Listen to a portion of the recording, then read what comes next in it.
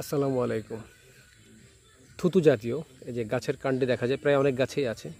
এটাকে গ্রামে শয়তানের স্যাপ, আঞ্চলিক, যার বাংলা অর্থ হলো থুতু, মানে যেটা আমরা বুঝি এরকম আছে।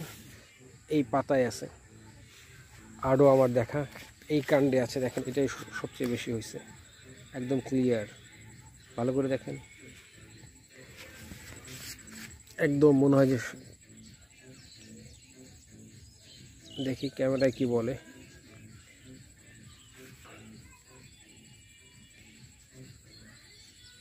দেখছেন, একদম ফুল ফেপে উঠছে। এটা শুধু এখানে নাই, এখানে আর একটা গাছ আছে, সেখানেও আছে, দেখা যাচ্ছে।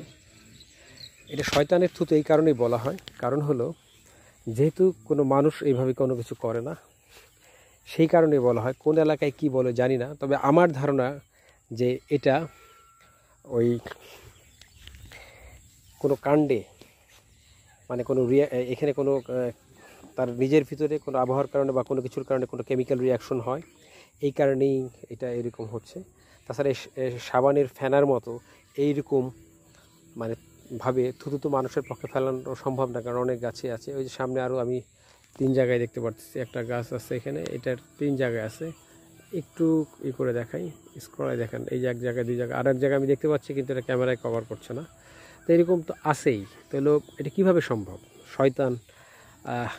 শয়তানকে তো কেউ দেখে নাই, কিন্তু তারপরেও মানুষের এগুলি গ্রামগঞ্জে অনেক সৃষ্টি। মানুষ বিভিন্নভাবে বিভিন্ন কিছুকে অঙ্কিত করেছে,